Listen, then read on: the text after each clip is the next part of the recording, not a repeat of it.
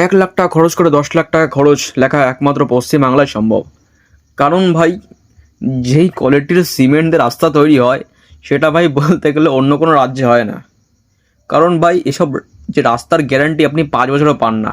কেন 5 বছর আগে নষ্ট হলে তো আবার সে ভোট চাওয়ার সময় আপনার বলতে আসতে হবে যে রাস্তা ঠিক করে দেবো, ভোটটা দিন। এ থেকে আমরা কী বুঝতে পারি, সরকার যে নিজের মৌলিক কর্তব্যগুলো করবে আবার লোককে জানিয়ে জানিয়ে করবে যে আমি করতে যাচ্ছি, আমাকে ভোট দিন। মানে এখানে আপনারা কী বুঝতে পারি যে সিস্টেম এমন ফল্ট, সরকার আপনার মাথা চাপড়িয়ে ভোটটা আগিয়ে নিচ্ছে এবং যখন আপনাকে দিচ্ছে সেই জিনিসটার কোয়ালিটি একদম 90% কমে দিচ্ছে। এর থেকে আমরা জানতে পারি সরকার আপনাকে মানে বিপদ বানানো ছাড়া অন্য কিছু করতে পারছে না।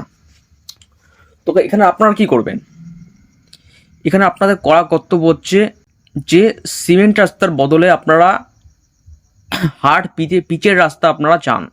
দেখুন, পিচের রাস্তা হতে খরচা বেশি, সরকার একে সবসময় অ্যাভয়েড করে। এবং যদি পিচের রাস্তা তৈরিও করে দেয় সেখানে পিচ এর পরিমাণ মাত্র 10 থেকে 20% থাকে।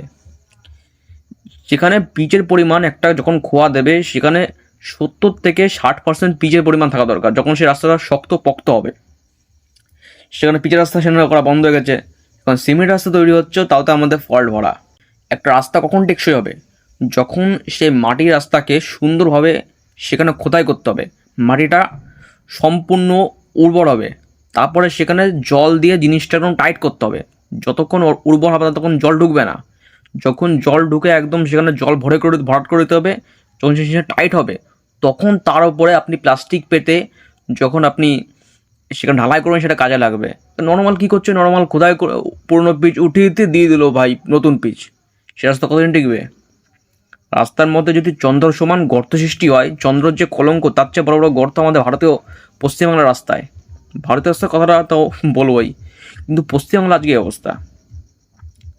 আজকাল ভাই রোডের মধ্যে ভাই সাইকেলের টায়ার ঢুকে যাচ্ছে, বাম্পার ভেঙে চাউচির হয়ে যাচ্ছে। এবং কখনো কখনো ভাই যখন পুকুরে পাশে রাস্তা হচ্ছে, পুকুরের জল তো রাস্তা উপচে পড়ছে এবং রাস্তা ভেঙে তার সিমেন্ট অংশ বা পিচের অংশ পুকুরের মধ্যে গড়িয়ে যাচ্ছে। সেখানে বুঝতে পারবেন সংস্থার ইঞ্জিনিয়ারিং কাকে বলে। তো কমপ্লেন আপনি নিজের পঞ্চায়েত বা নিজের পৌরসভা জানাতে পারেন, বাকি আপনার ইচ্ছা।